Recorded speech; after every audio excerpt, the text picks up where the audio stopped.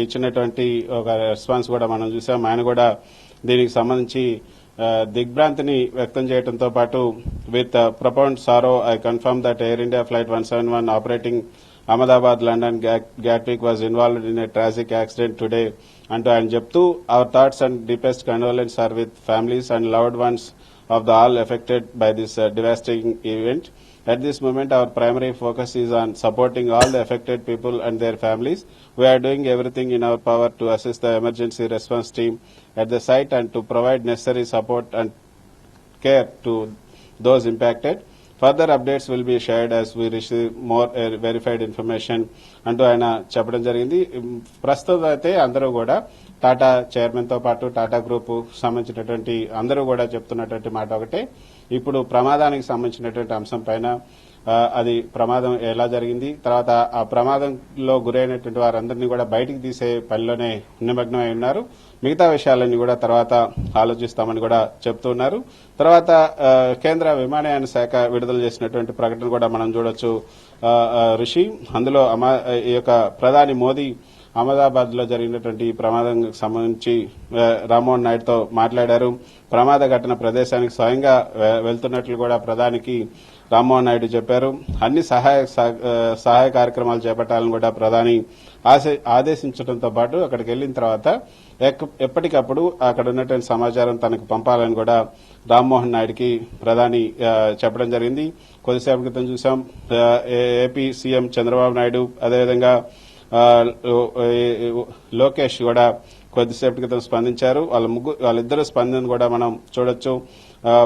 ఏదైతే AP CM Chandrababu Naidu ఇచ్చినటువంటి tweet లో deeply shocked and pained by the devastating flight crash in Ahmedabad. Our thoughts and prayers are with the passengers, crew members, their families and the residents affected అంటూ AP CM Chandrababu Naidu tweet లో మనం చూసాం. ఆయన దిగ్భ్రాంతిని కూడా వ్యక్తం చేశారు. ఇక నారా లోకేష్ ఈ కూడా కొంత విచారంతో ఈ యొక్క ట్వీట్ చేశారు. Shocked and deeply saddened by the tragic crash of Air India London bound Boeing Dreamliner shortly after taking off from Ahmedabad. The flight carrying 242 people went down near Meghani Nagar just minutes after departure. I offer my heartfelt condolence to the bereaved families and I am praying for all those affected by this devastating incident. I urge the authorities to ensure swift rescue, relief and a thorough investigation into the cause and to Nara Lokesh ఇచ్చినటువంటి tweet కూడా మనం చూసాం. So UK కూడా స్పందించింది.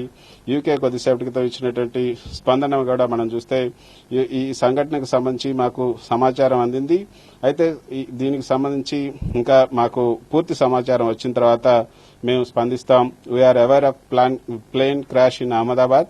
The UK is working with local authorities in India to urgently establish the facts and provide support to those involved.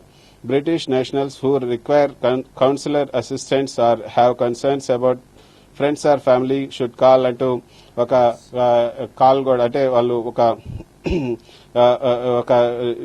Call centre number కూడా ఇవ్వడం జరిగింది UK government. So UK government కూడా మన భారత ప్రభుత్వంతో సంప్రదింపులు మొదలుపెట్టింది. యూకేకి సంబంధించినటువంటి బ్రిటిషర్స్ కూడా ఇందులో సుమారు 60 నుంచి 70 మంది వరకు కూడా ఉన్నారు.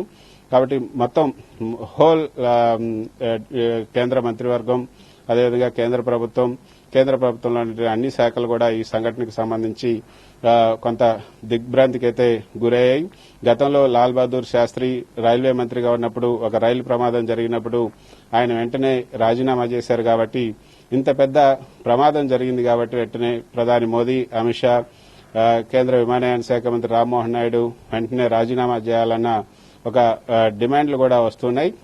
మాజీ కేంద్ర మంత్రి, అదేవిధంగా మాజీ రాజ్యసభ సభ్యుడు, జనతా పార్టీ